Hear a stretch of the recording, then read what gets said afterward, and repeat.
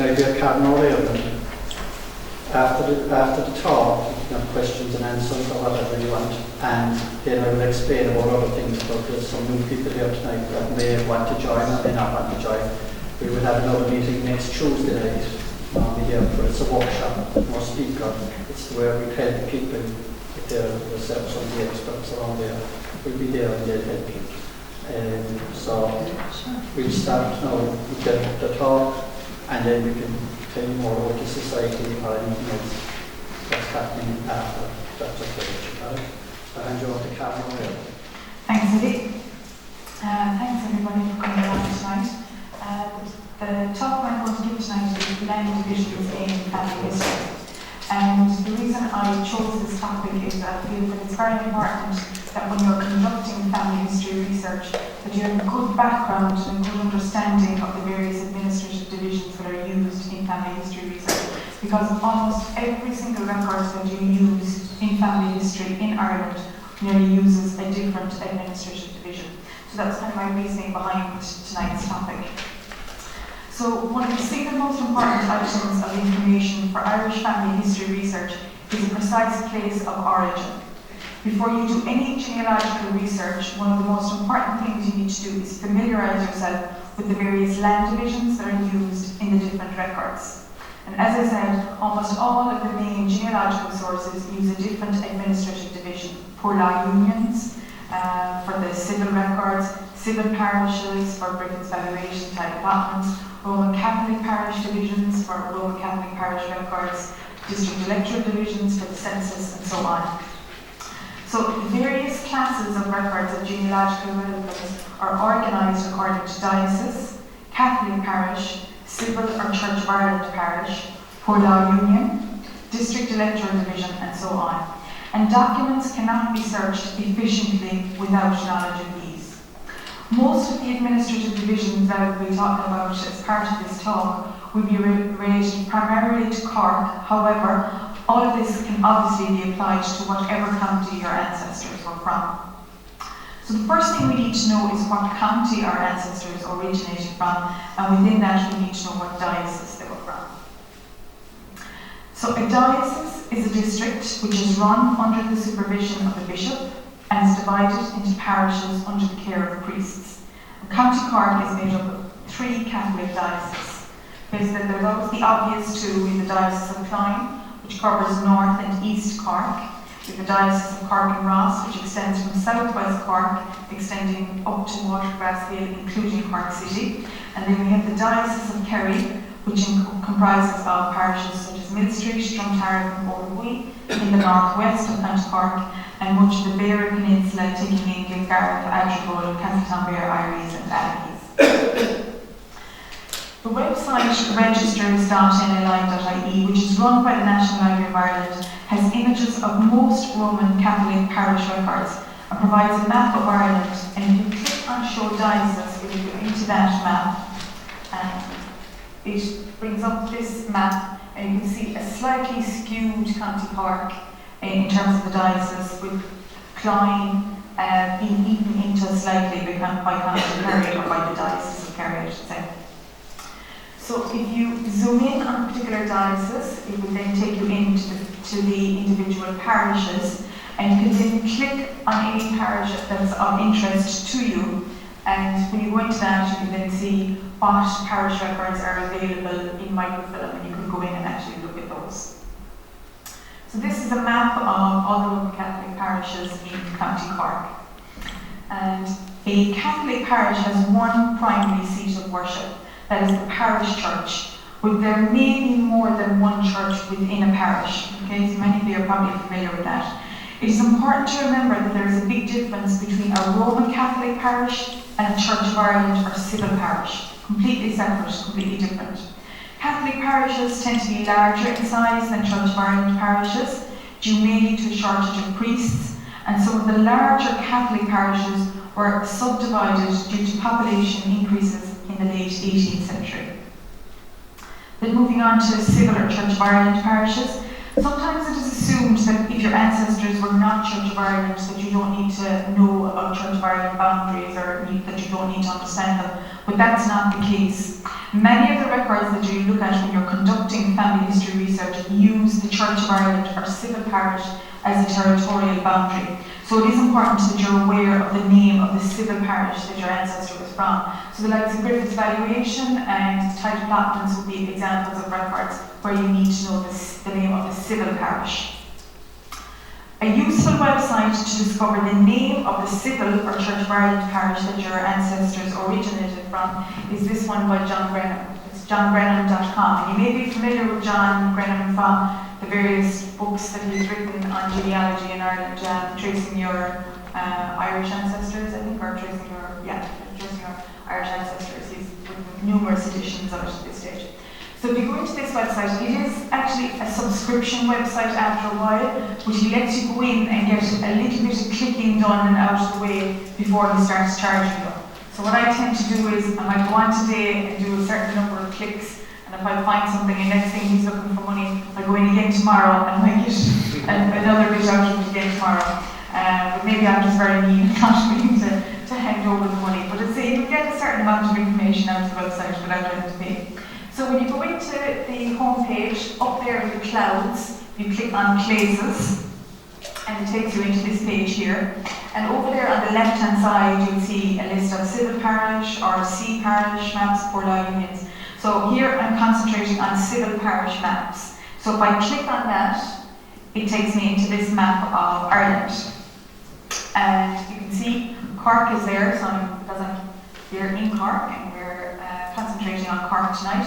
Click on Cork, and it brings up this map with County Cork. Because of the size of the county, it's divided into 3 different sections. And from here, I can click on the name of the parish over on the left-hand side. I know it's probably not very clear there now at the moment. Or I can click on a particular area that I think roughly where my ancestors were from. So in this case, I am clicking on Clonmel, which is number 30 on the list. So I click on Clonmel, and when I'm clicking on Clonmel, I'm not talking about Clonmel now in County Tipperary, I'm talking about a civil parish here in County Cork. So, so when I do that, it brings me into this page, and it provides various pieces of information such as townlands in the civil parish of Clonmel, and it also provides a map. So looking at that information, can anybody figure out what area it is actually relating to? Cove, exactly, yeah. Some of you may know that already, may know that Cove is made up of civil parishes of Clonmel and Temple Robin, but also by looking at the map, if you can figure out that we're actually looking at an island, and also if you could look at some of the addresses, some of the place names that are mentioned there, might be some obvious ones that jump out at you, like Cork Town, Belleville, there might be some addresses like that, which Queenstown is there as well. So lots of little clues to indicate that Clonmel is actually relating to Cove. Okay, the next website that I wanted to mention is thecore.com/Shanruad. All of the townlands, all of the websites that I'm mentioning as part of tonight's talk are all listed in the handout that I've given out. Has everybody got a handout? Yeah. So they're all listed there. This website is a little known one. I think it's a fantastic website. I use it almost on a daily basis when doing genealogical research, but I don't think enough people are actually aware of it, but it's very, very useful, and it's free of charge. So when you go into it, as I said, it's just useful to get names of townlands, standard spellings and that. So you go in and literally this is the home page of it, and you use the drop-down box, and beside county, you click on Cork if you're looking for Cork, and you click submit, just as I have highlighted it there. And what it does is it brings up every townland in County Cork. They're in alphabetical order. So obviously all you can see there is the very start of the list in alphabetical order with the A's. And there's less than 6,000 townlands in County Cork. So this, every single one of them, they're in alphabetical order. So if you're looking for a standard spelling for a townland, it's very useful because you can go, you may not have an exact correct spelling, you can literally scroll down to your list and go to it as where it should be there in order. So it's a useful way to find out the name of the townland. So the different headings that are listed here across the top are townland, the first one. The next one is AKA, which stands for also known as, but that's fairly rarely filled in on this website. It gives you the number of acres in the townland, which varies in size roughly between 20 acres up to about 3,500 acres. But most of the townlands are kind of in the hundreds. It also tells you if it's in Cork County East Riding or West Riding, Cork WR or ER, so that's West Riding or East Riding. So that's going to give you a hint if it's on the east side of the county or the west side of the county. The next heading there is barony. So examples of barony, Muskerry, Duhallow, Imokilly, Barrymore. The next one is a very important one, and it's the parish. And when it says parish up there at the top, that is referring to the civil parish. The civil or Church of Ireland parish. It is not the Catholic parish. And sometimes the name might be the same in the Catholic one, but here it is specifically talking about the civil parish. And the next one along is another very important one, it's the Poor Law Union. Just going back to the civil parish, remember the civil parish is what's used in Griffith's valuation and the title documents. Poor Law Union then is the second last heading there, and it's another very important one. Poor Law Union, also known as the Superintendent Registrar's District and also known as the Civil Registration District. So there's 3 different names in it, and I will get onto that in more detail later on. So it's quite a mouthful between the 3 different names that are on a Poor Law Union. And the Poor Law Union is very important for looking for civil records, for looking for birth certs, marriage certs, and death certs. You need to know what Poor Law Union your ancestors were from. And the last one then, the most important one, we all hope that we know at least what province our ancestors came from. So, in this website, you can also fill in the name of the townland that you're looking for, if you're lucky enough to actually know the exact spelling of the townland. So in this case here, I'm looking for a place called Banalock. Not Banalock in the city, this is a different Banalock, this is an actual townland. We always pronounced it when I was growing up as Banalock, but when I see it written down, it looks more like Baun Aulak, which is not how we ever pronounced it in my family. So when I enter the information and say I'm looking for this place in Cork, it returns one result. And bear in mind, in Ireland, we have lots of townlands that repeat the same name over and over again. There's lots of townlands, for example, called Gneeves or Two Gneeves and things like that. This one is obviously unique in Cork. It's the only example that showed up. So it tells me that it's a small, very small townland. There's only 53 acres in it. It's in East Riding. It's in the barony of Duhallow. It's in the parish of Castlemagner, and it's in the Poor Law Union of Cantork. So it gives me that basic information, which can be quite useful. If you don't have any luck locating the townland, just as I've done it there, perhaps because you don't have the exact correct standard spelling for it, search for all the townlands in County Cork as I showed in the previous example, and then just scroll down through the list in alphabetical order. And I know you might think, oh my god, there's 6,000 of them, which you can scroll very quickly down to the particular letter that you need to go to. So I'd say I definitely recommend that you all have a look at that website. It's very, very useful. The next website I'm going to talk about is to do with Samuel Lewis's Topographical Dictionary of Ireland. So in 1837, Samuel Lewis published a Topographical Dictionary of Ireland. And this account is particularly useful for anyone who has any interest in the local description of places in Ireland, such as cities and towns and civil parishes before the famine, because it's dated from 1837. And it can be accessed online on the website there, libraryireland.com/blog. It's also available in the Local Studies Library in Cork County Library. We have it there on floor 2. You can go in and just access it in book form, in hard copy. But it's available free of charge online as well, so it's quite easy to look it up this way. So in this particular example, I am looking for the civil parish of Garrycline. So I literally go in and I click on G. You can see all the letters along there. So I click on G and it's bringing me in here to this list of all the G's. Does anyone know where's Garrycline? Blarney, exactly, yeah. So I click on Garrycline and it brings me into this. And it gives a little description of Blarney or Garrycline. So Blarney is the Catholic parish, Garrycline is the civil parish. And it provides a little synopsis of the parish as it was in 1837. So I'm not going to read through all of it, but I'll give you a short little bit out of it. It says it's in the barony of Barretts in East Muskerry. It's 5 miles northwest of Cork. It contains the village of Blarney. It has over 2,000 inhabitants. It has several extensive dairy farms. Butter is held in high repute, and 6,000 barrels of flour are produced annually. So I like, when I'm doing research, especially in my own family, I like to get a little piece of information like this and put it at the front of my file to kind of go, these are my ancestors from this place, and this is a description of what this was like in 1837. So again, definitely worth having a look at.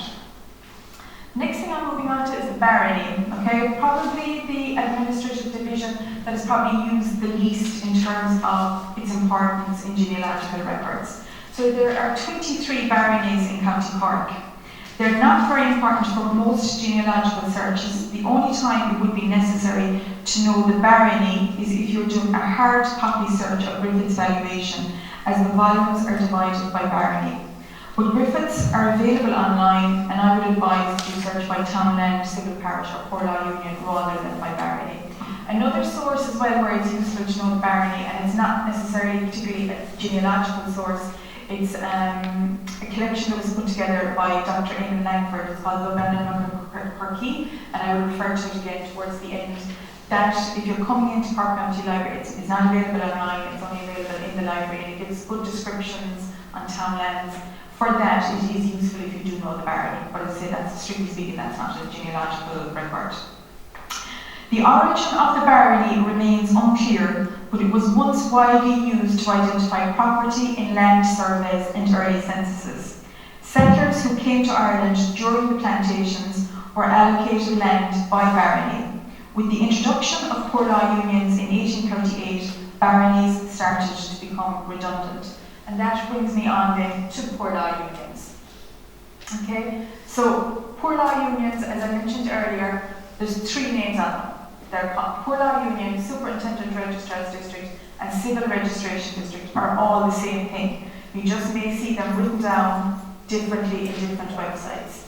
I tend to say Poor Law Union because it's shorter, it's just easier. Superintendent Registrar's District, when you're saying it over and over again, gets a bit of a mouthful.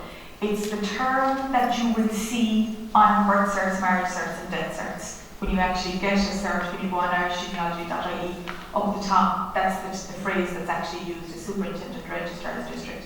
However, when you go into irishgenealogy.ie and you're doing a search on the actual page where you're going to do the search, and it's asking you what poor law union they're from, it will ask you what Civil Registration District. So you can see, even in the same website, they're using different phraseology.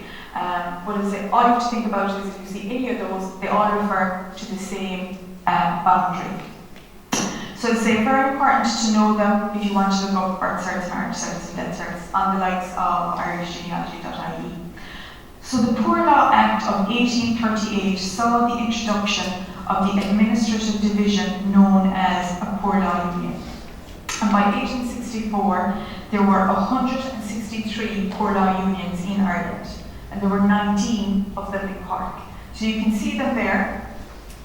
Okay, they're not to be confused with parishes. Okay, they're much larger in size than parishes. If you're looking for a map of that, it's available in Walking in the Footsteps of Your Ancestors, if you have access to that. And at the centre of each poor law union was a workhouse, which was based in a market town, and the examples being Macroom, Fermoy, Benton. So they're all big enough towns, okay? And remember Cork, when I talk about a town, I'm referring to Cork as well, because obviously there was a workhouse here in Cork, which is now St. Finbarr's Hospital today. This is just a photograph of Middleton Workhouse, and many of the workhouses, if they do survive, they're often used as maybe hospitals or something like that. Mallow would be another example. So if you take one of your ancestors and think about where the nearest workhouse was to their home, it may provide you with the name of the poor law union in which they lived. So for example, if they were from Ballyclough, where would the nearest big town be to Ballyclough? Mallow, exactly. Very good. So Mallow Poor Law Union is the PLU there. Baltimore, Skibbereen, exactly. See, you've got the hang of this. And then if they were from Killa, Middleton, Poor Law Union. So that's kind of the way you've got to think it out. Now, it doesn't always work exactly that way, but as I said, it's a useful thing to think that way. Each poor law union covered a radius of approximately 15 miles from the workhouse and covered a catchment area which crossed parish and county boundaries. So they had nothing to do with parishes, okay, completely separate parishes. So as I said, they crossed county boundaries. For example, Charleville, which is in County Cork, is actually located in the Poor Law Union of Kimallow, which is in County Limerick. Back to the map there, you can see there in North Cork, you can see that Charleville is not actually marked out because it falls under Kimallow in County Limerick. If you look at the map, just to find out, if you just look at this area around here, okay, this is what I'm referring to from Middleton, Youghal, Lismore, and bearing in mind that Lismore is in County Waterford. The civil parish of Mogeely is in those 4 poor law unions. It falls into Fermoy, Middleton, Youghal, and Lismore, County Waterford, thereby crossing county boundaries. So you can have parishes that say one parish can still fall into quite a number of different poor law unions. Another example from my own family tree is that the parish of Dunamore in Mid-Cork is partially in Macroom and part of it is in Cork Poor Law Union. So I have ancestors from 2 different sides of the parish. Some of them are from Cork Poor Law Union and some of them are from Macroom Poor Law Union. So don't assume just because you figured out, okay, they're from that parish, then they all have to be in that Poor Law Union. It doesn't work quite as simply as that. You have to still bore down to the town end in order to figure out which exact poor law union it falls into.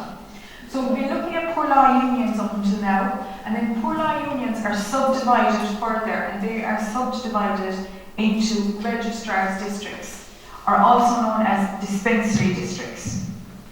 So with the introduction of whole-scale civil registration, that's births, marriages and death certs, in 1864, the poor law unions were subdivided into registrar's districts or dispensary districts. And each SRD or poor law union is made up of approximately 3 to 5 or more registrar's districts. And the medical officer of the dispensary district now assumes the responsibility for civil registration in his catchment area. So we're now beginning to see the local doctor taking responsibility for issuing birth certs and death certs. So this is our map of the registrar's district. So you can see the subdivision. It's not, we'll go back to the poor law unions, okay, or bigger areas. So, sorry, can you hear me when I turn this way? No. So there are poor law unions and onto our registrar's districts, and as I said, they're subdivided, the poor law unions subdivided further. Unfortunately, the Civil Registration Index, such as on irishgenealogy.ie, only allows you to search under the Superintendent Registrar's District and not under the specific Registrar's District. For example, here I have to search under the Superintendent Registrar's District of Skibbereen, as the website will not allow me to search under the more specific Registrar's District of Union Hall.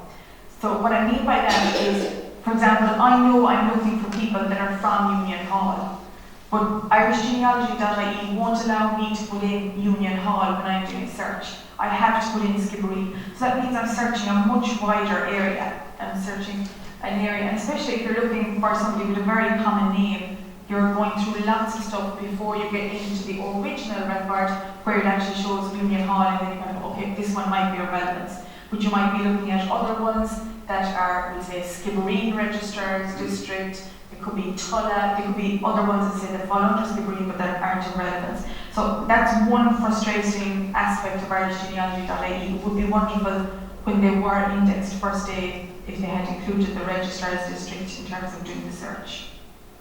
And you can see as well on that they use the term there, as I mentioned earlier, on the actual birth cert. They use the term Superintendent Registrar's District on that one, where I would say the term poor law union.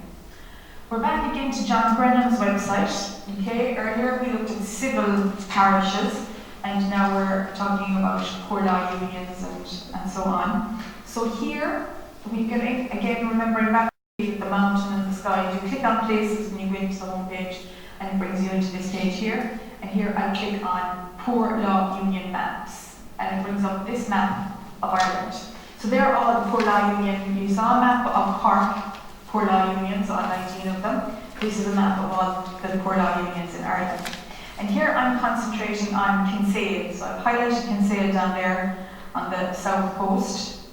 So if I click on Kinsale, it brings me into this. I know you probably thought it was going to bring me into a map of Kinsale, but what it actually does is list all the various townlands and registrars districts within the poor law union of Kinsale. So if I click on the heading Registrars Districts that I've highlighted there, it will sort the Registrars Districts in alphabetical order. So I'm looking at the poor law union of Kinsale. I now want to see what Registrars Districts are in there. If I click on Registrars District, it sorts them, so then I can see that the Registrars Districts within the poor law union are Ballyfeard, Ballymarkle, Carrigaline, Courses and Kinsale. Because each poor law union is still going to have a registrar's district within that poor law union with the same name as it. So there is still a registrar's district called Kinsale, and then you have a poor law union, a bigger area also called Kinsale. And then we're moving on to the next subdivision. So we've gone from poor law unions to registrar's districts, and now we're moving to district electoral divisions. These are all subdivisions, you're breaking them down further and further. So district electoral divisions are DEDs, this is what we're looking at here. Sometimes when people look at that map, they think they're looking at townlands. It wouldn't be possible to fit all the townlands of County Cork onto a nice neat map like that. So district electoral divisions, the administrative unit used in the 1901 and 1911 census returns, are subdivisions of registrar's districts. They are made up of a number of townlands, and if the townland is known to you, you may be able to identify the DED on the census website, on census.nationalarchives.ie. Many rural DEDs take their name from one of the townlands within the DED.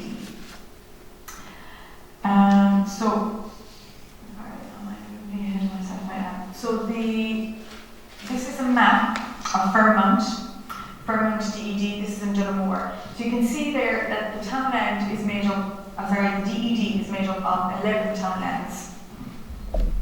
And this is Fairmount, okay? So this townland gives its name to the entire DED, okay? Does everybody understand that? That's self-explanatory? Okay.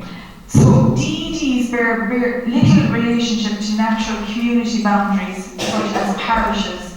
DEDs were formed out of the necessity to elect boards of guardians within each poor law union.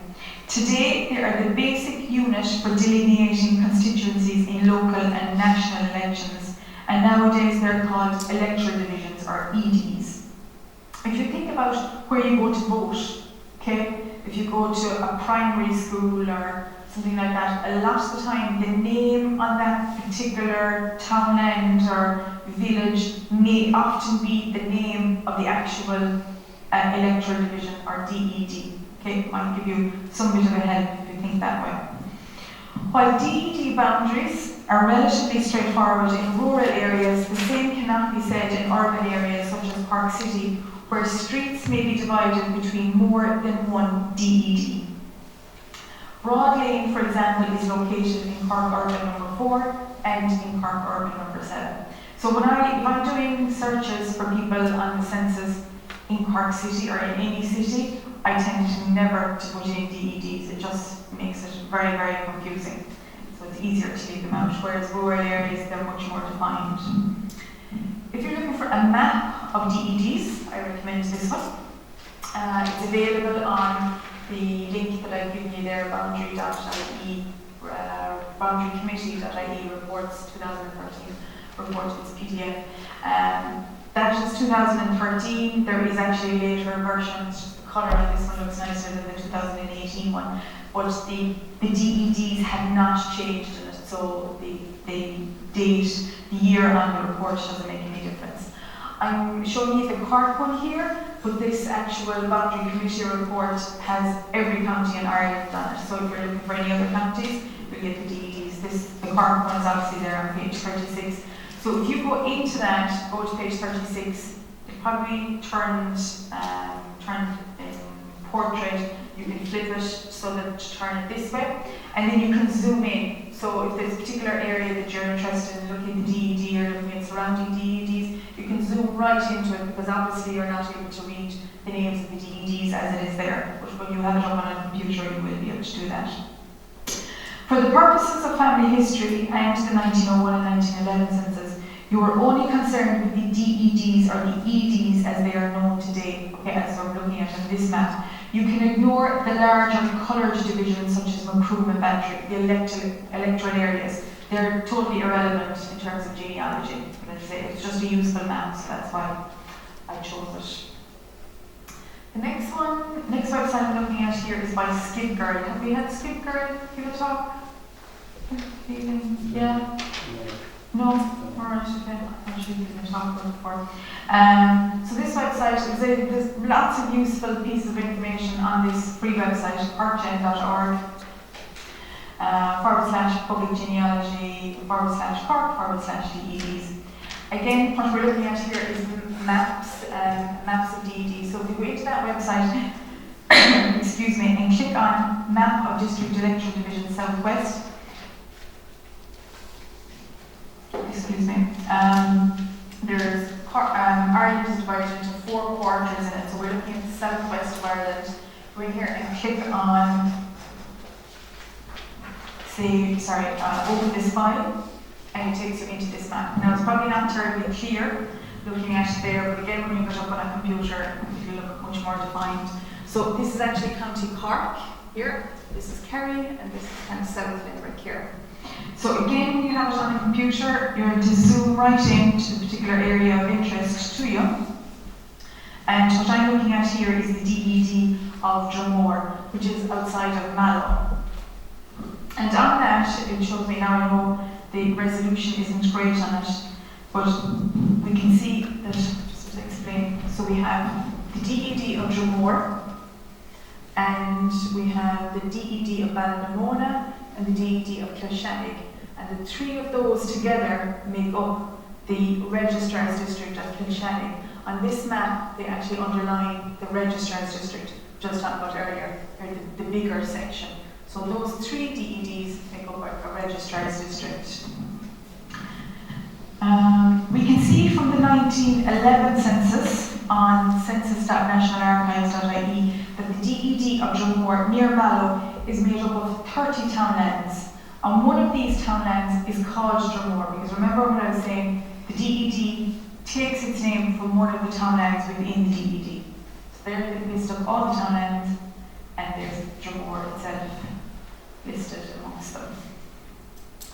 And then we're moving on to townlands. Okay, the townland is the most fundamental of all Irish land divisions, and it is pretty essential for successful family history research in Ireland. It is the smallest official land division and probably the most ancient Irish administrative division. Townlands can vary in size from a couple of acres to a couple of thousand acres, with the average being about 350 acres. And generally, the larger the size of the townland, the poorer the quality of the land. Okay? So when you're looking for ancestors with their farms, see, are they in a big townland or they're in a small townland? Because it's a great indication. Their origin is not very clear, but it is thought that they marked out territories belonging to particular families or family groups. One of the greatest difficulties with townlands can be the standard spelling. So the example that I'm showing you there is Kilmano, and this came up when I was doing research with somebody a while back. They came in looking for a particular family, they were able to tell me the townland they were from, but we had great difficulty finding them initially. So Kilmano is in the Portlaw Union of Kinsale, but it's kind of between Ballinhassig, Dundero, and Shannon. So it wasn't entirely clear until we finally found it. And literally just because of one letter, it took us half an hour to find it. So Kilmano, the family that came in looking for it, spelled it with a G-U-E at the end of it, but in the official spelling it's literally just GE. And you might think that's such a minor thing, how could that kind of take you so long to figure out? But just putting that into a search and not finding it, then we'd go back to Shanwood, go through the list, and there's lots of kills there and you're trying to figure them all out. So sometimes something very simple can take a lot of time. The next website that I want to mention in relation to townlands is OpenStreetMap, maps.openstreetmap.ie. Out of all the websites that I'm talking about tonight, this is the one website, if you're typing it into your search engine, you have to have it exactly as it is written there. There are times I'll put it in as by accident map.openstreetmap or something like that. It will not find it. Normally Google is very intuitive, you know, you put in something and it's wrong and you still manage to get in there. Not with this website. So as I said, just make sure that you've got your handout and you've got the exact way that it's written there. And it doesn't have www at the start of it. It's just exactly as I have it there. When you go into this website, it brings you to a map of Ireland, and all the townlands in all of Ireland are on it, and you go straight into it. And obviously on there is like little spidery little lines all over it. So then you zoom into the particular area that you're interested in. So we zoom into somewhere in County Cork, and you keep zooming in, and to make sure that you have up in the top right hand corner in that table that you have OSNE townlands ticked. Make sure it's ticked if it hasn't already been ticked on the website. And you zoom in and locate the area of interest to you. I like this website because it's very clear, it's very clean, it's easy to use. And it's very useful when you're doing research that you have a feel of the surrounding townlands in the area of where you're looking for. Because you might discount a record, or probably most Irish people may not. Americans, Australians, non-Irish people might tend to discount a record because they go, oh, I don't recognise the name of that townland. But it might be an adjoining townland, and that's why it's very important that you get a feel for the area around the townland that your ancestor was from, that you're familiar with the names of the townlands in the area. And that's what I like about this website. Now, the last time I gave this talk a couple of weeks ago for Heritage Week, I didn't include the OSI, and I was accused, I wasn't accused, that's a strong word. One of the people in the audience was a retired member of the OSI, and they were very offended that I didn't include the OSI in the talk. So I decided to upgrade my talk and include the OSI for tonight's talk. I suppose the reason I didn't include it originally is it is a little bit clunky. They have changed this website. It was actually better before. They have made changes to it over the past few years, but nevertheless it's still worth people knowing about it. So it's osi.ie, that stands for Ordnance Survey Ireland. So when you go into the website, you click on Map Viewer, as I've highlighted there. So this is what I'm saying about this website, it's not intuitive. Most of the other websites, without me explaining the details, you would still manage to get through it. Whereas this, you've been kind of going, how am I going to find what I'm actually looking for? And they've also changed, as I say, over the last couple of years. Each year they seem to do something different to it to change how you get into it.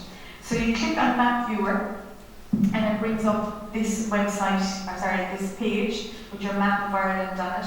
And up to the right of GeoHive, and I've highlighted it there in red. But when you're actually looking at this for the first time, it doesn't jump out at you that that's where you have to fill in the name of the townland that you are looking for. So, as I've highlighted there in red, to the right of GeoHive, you type in the name of the townland. So in this case, I'm picking the townland of Plugons West. So if I enter that in there, it brings me to this page here. So it brings up a modern map. Now it probably was zoomed out a little bit. I probably have zoomed in quite a bit now to get into this point, but it gave me a little pin, a little marker to tell me where it is in all of Ireland. I can see exactly where it was. And then over on the left-hand side in the table, you click on Base Information and Mapping as highlighted there on the board. So as it's the clunkiness of this, it's just not a very intuitive website. The things that you have to do wouldn't jump out to you as being very obvious. So when you click on Base Information and Mapping, it opens up a different a list of the various different types of maps that you can access. So in this particular example here, I chose historic map 6-inch colour 1837 to 1842. But there's black and white ones, there's 25-inch maps, there's 6-inch maps. So again, worth having a look at in your own time. So you can see there on the coloured one, it gives you the outline of the townland in the red, and the outline, I'm trying to think, the yellow could be the outline of the parish, but I'm not entirely, I'll just double check that. So as you're getting your ordnance survey map there on that website. So again, quite a useful one to know about, but you do need to persevere with it to get to exactly what you're looking for. The next website that I'm going to mention, and we're coming towards the end now, is loganum.ie. So when you go into this website, up in the top right hand corner, you can choose Gaelic or English, whichever your preferred language is. So click on English, and then down underneath the map, you can type in the name of the townland. So in this particular case, I'm typing in my own townland where I come from, which is Mount Fox. So type in Mount Fox and click on search, and it brings up a map of Ireland, and it gives you a little pin. So it's always very useful when it gives you a little pin, a little pointer to tell you exactly where it is. So it's indicating to me that Mount Fox is somewhere in County Limerick. It gives me the location on the map, it gives me the Irish spelling of Mona and Muskeg, which is the Irish for Mount Fox. It gives you the county, it gives you the barony, and it gives you the civil parish. And sometimes it gives you the district electoral division. I've noticed as it's there for some of them, I've tried some and they're not there. So it does vary in terms of it giving the district electoral division. So again, that's useful, particularly if we're just seeing a pointer, give it a pin of where it is in the country. The next one I'm moving on to is townlands.ie. Again, quite a useful website. It has a look of Wikipedia about it. So when you go into it, literally you click on whatever county you're interested in. So in this particular case, I click on Cork. So you can scroll down through the different land divisions, the baronies, the civil parishes, the electoral divisions, and the townlands. They're all there in alphabetical order within each section.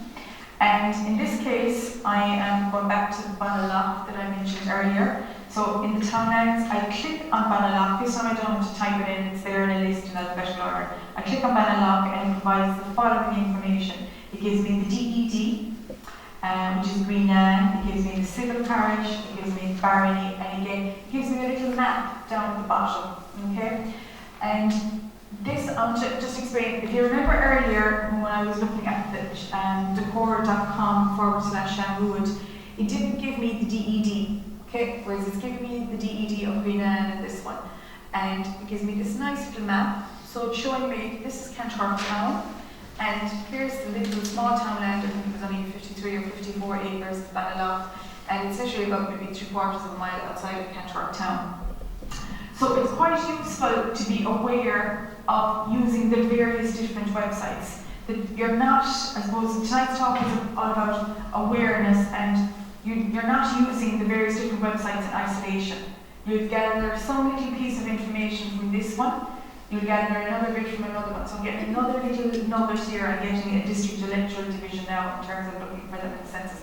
I suppose the reason I would say it's handy to know the DED is if the townland is spelled wrong on the census, as often happens, they have a lot of them have been incorrectly spelled, especially one like Banaloch, as I explained to you, the spelling of it is completely different. It's not phonetic to the way we pronounce it.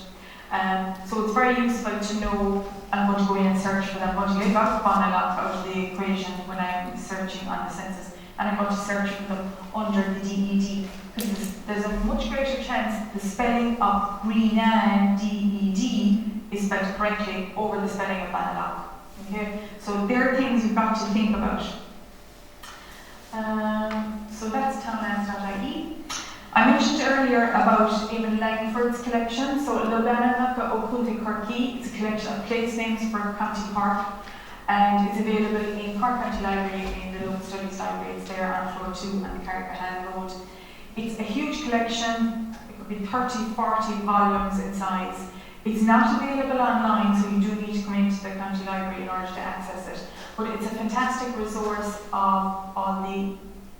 each barony is subdivided into civil parishes, and then they're further divided into townlands. And there's lots of information there on the various different townlands. There's maps included in it, but it gives information on the various different megalithic tombs or different features within the townland.